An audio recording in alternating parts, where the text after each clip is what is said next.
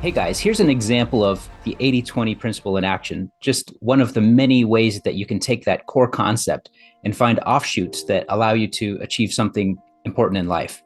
Of course, with the 80/20 principle, what you're doing is focusing on the 20% of things that will have the biggest impact, right? And by laser focusing on that, you end up getting much further than you would if you just tried to do everything right. So, what I'd like you to do is combine that concept, the 80/20 principle, with something else. The idea that people get the best out of themselves in business by focusing on two things: their strengths, their super strengths, and their weaknesses.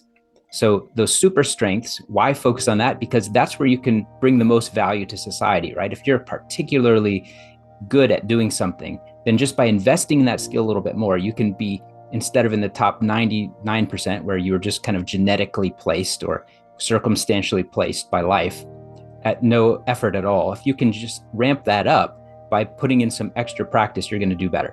The other place is your weaknesses. Those are the things that you're so bad at them that it doesn't take much effort to get better, right? It's kind of like in weightlifting. If you take a trained weightlifter and you're trying to take someone who's a huge bodybuilder and help them gain an extra 10% of muscle, it's very difficult, right? Because they're at the top of their genetic potential.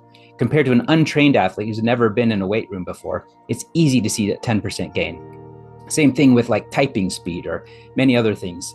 And so if you look at your weaknesses and you say, this holds me back, like if I'm still peck typing as an entrepreneur and I'm spending half my day writing to people on Slack and different channels, that's a waste of time. That's a weakness that we want to fix, right? So that's a really clear example of a place where just a little bit of time in your weakness would allow you to do better. So leave most of the stuff in the middle alone. Just don't put a lot of focus on the things that you're kind of average at. Focus on your strengths and your weaknesses.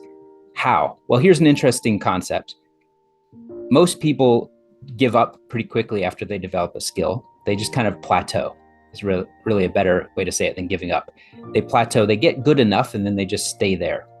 But what if you were to be among the best of the best, people who put in 100 hours of practice per year? And that may seem daunting. That may sound like one of those things where, okay, I don't have time for that. But consider that 18 minutes per day over the course of a year adds up to over 100 hours. How good could you become at, whether it's something that you've got as a weakness right now or something that's a strength? How good could you become if you could spend 100 hours practicing that? This simple concept for me got me working on some things that I had temporarily put aside, like shorthand. I was working on getting pretty good at a form of shorthand that allows me to write notes really fast on paper with just my hand and a pen. And I also like that it's a little bit cryptic, very hard for anybody else to read it and understand it. That's the kind of thing that gives me a little edge, and it's something I want to develop. That before I was thinking, okay, that takes too much time, but 18 minutes a day, I can easily fit that in. And now it's a fun challenge again.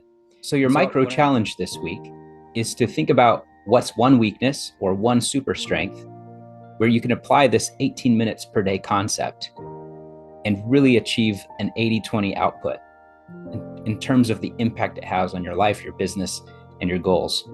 Talk to you soon.